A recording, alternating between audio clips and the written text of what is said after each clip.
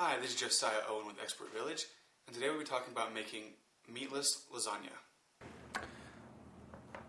Now after we've cooked our vegetable and tomato mixture for a couple of minutes, we can see the vegetables starting to wilt down.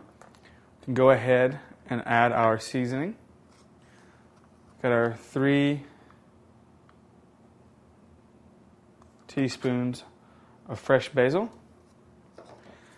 We have our 3 teaspoons of oregano, and we have our 2 teaspoons of thyme. Just dump those in there and go ahead and mix this up.